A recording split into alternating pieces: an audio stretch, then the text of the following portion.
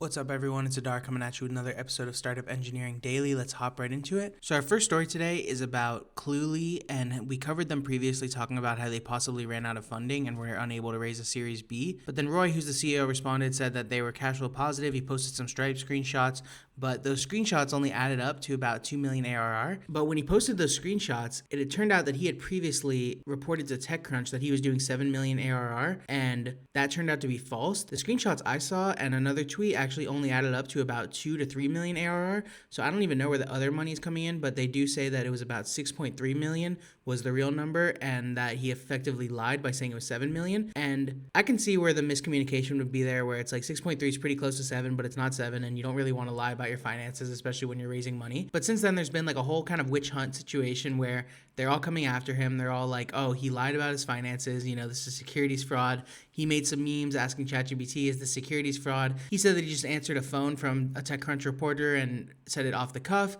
whereas it turned out that he was actually courting TechCrunch to kind of get an interview. And then they wrote this article that said that he admits to publicly lying about revenue numbers last year. The truth isn't exactly clear. He made a video calling it out and saying that Cluely is profitable, which is also very interesting considering our last video, which seemed like they were running out of money and they had reduced the salaries for their employees, and they already had a lot of employees that were on very exorbitant salaries. But nonetheless, it's an interesting idea, and it also speaks to this point that George is saying, which is that a lot of people are fudging their numbers. They're using free trials counted as ARR. They're using ad boosted months times 12, best Stripe day times 365. There's a bunch of memes about that as well, where people are like, oh yeah, take your best 5 minutes and then multiply it by, you know, whatever that adds up to 365 days. So it is kind of interesting what's happening in the industry now. Obviously, you want to ignore the hype cycles that are happening on Twitter for the most part, and even those were happening before AI, but obviously AI has exacerbated a lot of those problems.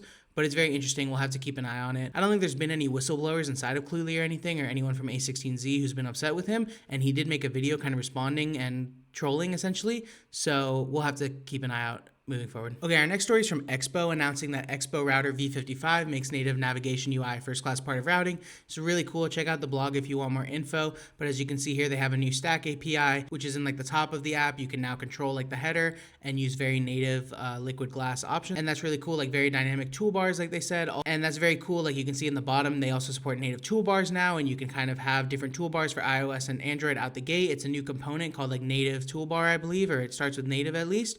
And they also added Apple Zoom transitions, which is like when you zoom in and out of a page, you can control how that looks and how it fits into the grid and how it fits into the app when it's zoomed out, and then also how it zooms in and how you can control it. And then lastly, they also had some colors updates, which are making it more native. So essentially they're moving towards like trying to make everything as native as possible, which is always great. And that's what React Native is so good for compared to something like Flutter, which doesn't have native out the gate and basically uses its own canvas to render things. But very cool. I haven't implemented this in any of my apps yet. It does seem like quite a little bit of a refactor, but effectively it is very cool that you can access all these things natively for free with Expo and get the cross-platform benefits as well. But very cool, and we'll have to keep an eye out moving forward. Okay, next we have a bit of a philosophical tweet from this guy Dex. I don't know who he is, but essentially he is like a very pro AI person. So he's replying to himself saying that it's kind of controversial that he's saying this, but essentially he's predicting a future where you replace your code review with feedback loops, Sentry, Datadog, support tickets, etc., which is an argument that people are making, which is that like if Claude can read your Datadog and your Sentry, then as well as your code, then why can't it fix everything? Because it has the same context that a human has. And then he says, you stop reading the code. Software Factory, which is Chamath's company, fixes everything. One day something breaks at 3 a.m. Agent can't fix it. Nobody's read the code in 3 months. You have 3 weeks of downtime trying to re-onboard and fix it. And you lose a significant percentage of your contracts and users. Your company's now dead. So the one thing I would say to this is like, I, as a software engineer, obviously don't have the experience of not being a software engineer in the AI age.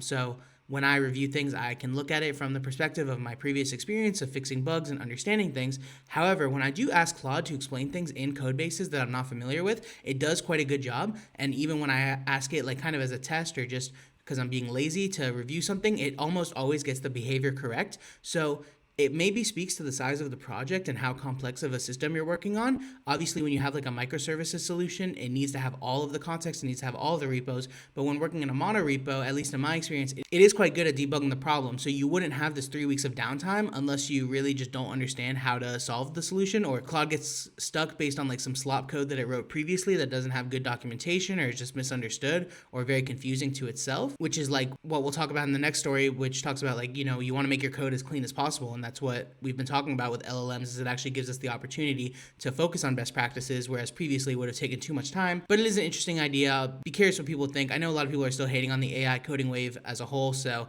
they'll be biased towards this idea, but it is interesting. I haven't seen something where Claude truly could not figure something out in the understanding of the code, but obviously in terms of understanding something versus fixing it, there is some complexity there, and also depends how complex the code base is. Okay, next we have this tweet from Dax, which is a message that he sent to the team, and he is not the CEO of OpenCode, but he's building OpenCode with the Anomaly team, and OpenCode is obviously like the most popular open source version of Claude Code that a lot of people are using and forking, etc. And he's talking about a few philosophical things. Some of these points I believe we've been talking about for a while now, and it's kind of unfortunate because I thought I was on this like huge contrarian wave, but people are starting to catch on to it. But his main point is that everything great comes from being able to delay gratification for as long as possible, and it feels we're collectively losing our ability to do that. He has another tweet as well where he talks about how we can now press the magic button to just do everything and we can shut our brains off. But obviously in the age of AI, what we actually need to be doing is learning as much as possible, and we've really accelerated the ability to learn and the ability to execute on our learning because of the fact that AI can take care of the menial things, which is actually writing the code. But obviously that makes the work that we do more cognitively intense than it was previously. But the main rules that he's pushing now is to make sure that you're shipping features that matter. This is very interesting. My colleagues and I have discussed this a lot because, as a stakeholder, it's very easy to just be like, let's add this feature, right? But Dax argues we should think very hard about features and whether they're worth it or not. And he even says, do not make these decisions solo, talk to leadership. So that's very fascinating. I wonder what their flow looks like or even what project management they're using. My guess would be linear, but it is interesting to think about what their flow looks like internally because linear is kind of a blank slate in a way. And he says, I do not believe a prototype is worth more than spending time on producting and understanding why we'd even build it. So that's very fascinating because AI has made the prototyping method a lot more feasible, and you can kind of build realistic ideas of things and then iterate on them. That's my belief as well, is that iteration is usually the best way to finding a true user solution. But when you're open code and you have hundreds of thousands, if not millions, I think they have 7 million MAU. So it is kind of this interesting idea that you can A/B test these things with all these users and you can see if they're worth it or not. But he's saying not even to do that, just to really think about it and make sure that they're building features that actually matter. And then he's saying when iterating a feature, the original design might be off and it forces you to do something hacky. And it's no longer a human doing it. The LLM can deal with the hackiness. So our willingness to refactor the original design drops. We should fight this, leave the code better than you found it. This is interesting because I do think the iteration is kind of the key point. It is really hard to think of these features ahead of time and really flush out all of the edge cases. So I actually think that the LLMs are pretty good at dealing with it, but definitely you need the human driver to be like, okay, how can we improve this? And also just having good taste and being able to see when something doesn't look right, even in the code, not even in design, and just making sure that's more effective. And then number 3, which I agree with wholeheartedly, is we need to spend more time cleaning things up. He says LLMs keep pulling us to ship the next feature, but there's 100 times more value in fixing what we have and improving our process of how we build things. This is super fascinating because for me, and I think for small teams as well, they don't even focus on shipping the next feature, right? I think that's even another step down from what is the worst thing that's happening right now is that LLMs keep pulling us to ship new projects entirely. And I do see people succeeding with that, so I don't want to hate, but in my opinion, I do think we really have to go depth first and focus on the project we're working on. And I do think shipping a lot of features isn't necessarily a bad thing, but it's very interesting what Dax is saying here, which is even below that, you want to focus on the features you already have and refining them and making sure your code is always best practice, because that's what AI is actually really good at being utilized at, is the menial work of being oh, this design is wrong. Let's refactor it in a way where all of the behavior is the same, but the code is beautiful and the functions are really small and all of these things, and you can support those with linters, etc.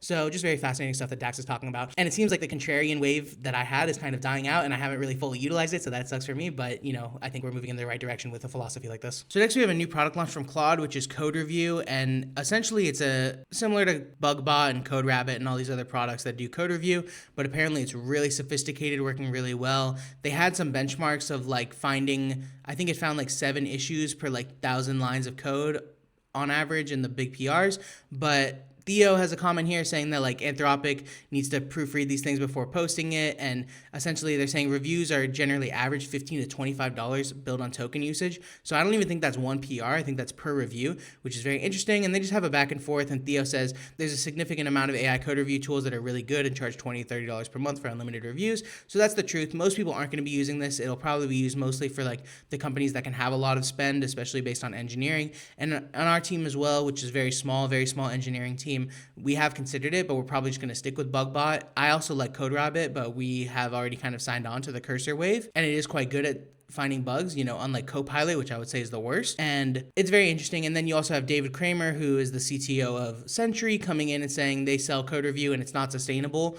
on the $20 to $50 per month price tag. So Claude Code is actually closer to the real value. And I don't know if you can use your Claude Code. So Claude Review is closer to the correct value of how much it probably costs in terms of token usage. I don't know if you can use your Claude Max subscription, so you can get your $200 that actually gives you 3,000 to 5,000, but he does say that the $40 is unsustainable and that everyone's subsidizing, especially BugBot from Cursor, and he's saying there's no way they aren't eating the cost. So just very fascinating, and AI code review is really good. So obviously we still have the problem of when do you let the AI take over and why humans are the bottleneck in PR review, and obviously that increases the cognitive difficulty of doing the work as well because you're always reviewing for bugs in AI written code. But obviously we're not there yet, in my opinion, and it kind of speaks to the previous story we talked about as well, which said that we're kind of like a dystopian future where you haven't reviewed the code in 3 months and then something breaks and you're down for 3 weeks and you lose all your customers. I don't know if necessarily that's going to happen, but it is very interesting what's happening and just so fascinating how the industry is changing every day with these new releases. Okay, next we have a very interesting story from Vercel developers.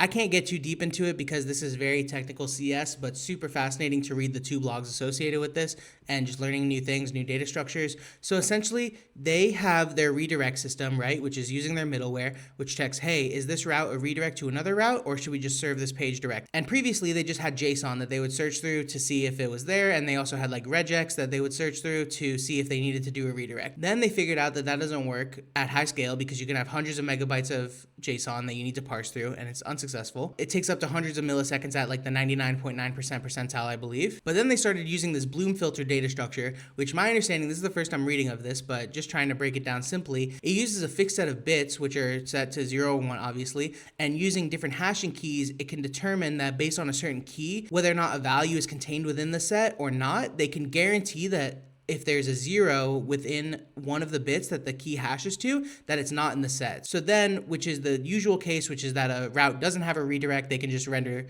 the route directly. But if it does have all ones based on the hashing, then they can go to the next step and actually search through the JSON to see what the redirect is for that route. So basically it removes the false negatives for routes that guaranteed don't exist and they can serve them directly, which seems to be the usual case. But if there is possibly a redirect, then they can actually check to see if there's a redirect. And then they did something interesting too, where they broke down the JSON that had all of the redirects, which were keyed by like the from to, and then the value is like the destination route. And they figured out by sorting those keys from the route that is being redirected from, that they can use binary search to effectively have like a logarithmic algorithm. I believe binary search is logarithmic. And so that makes it that it can scale infinitely high. And they have this product called bulk redirects, which they say here, which can support up to 1 million redirects per project. It is very interesting though, because if you look at the pricing, it actually is like $50 per 25,000 extra redirects for the pro and the enterprise plan. So if you have 1 million redirects, that's about an extra $2,000 per month just for that. So obviously at big scale, maybe that doesn't matter, but definitely something to keep in mind. This is not a free product that they're giving out,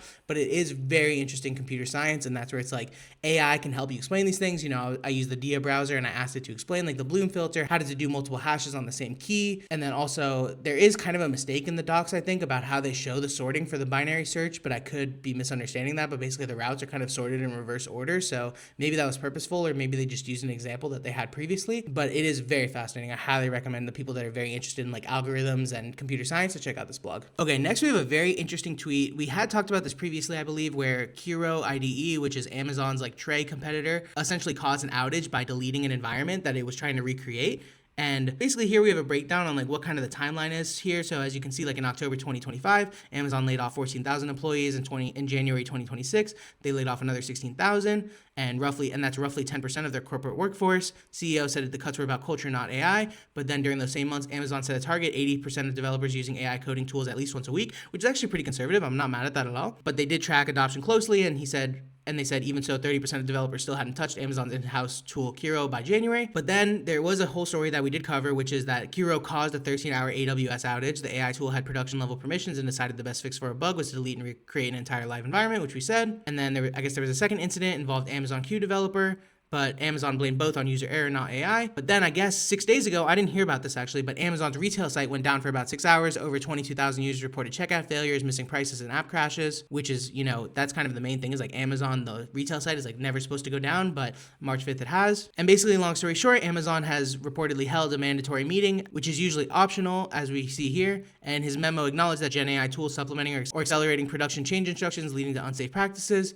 And these problems are traced back to Q3 2025. And the new rule is that junior and mid-level engineers now need senior sign-off on any AI-assisted production changes, and that they're going to work on quote-unquote controlled friction. So this is very interesting. I don't have much experience in AI driven infrastructure, I do think that is another level up, which is like, if you break code, we always have this version controlled history in GitHub or whatever version control you're using. So you can always revert things, you can always track things, you can have blame. Whereas if you just delete a database, that data is gone forever. That's where there are new AI infrastructure companies coming out. I believe even Railway supports certain things like this, where it is like a version controlled database. So if you delete something, you still have all of that data. But obviously when you have version control, then the storage cost goes up infinitely. But we are in a stage we've been in for a while, since like the 90s, I believe, where compute is always more expensive than storage. So storage is actually quite cheap, quote unquote, comparatively. So it's very interesting to just see where the industry's headed. Obviously, infrastructure and code are different levels. Obviously, there's people that still think AI is completely a waste of time and is just going to continue to develop slop. And it is true that we are kind of in this world where there are a lot of outages. Like, we had a tweet that we covered previously, which shows that like Claude and OpenAI were both at like 98% uptime, which is just unreal. Usually we're going like for 3 nines is like super reliable, 99.9%,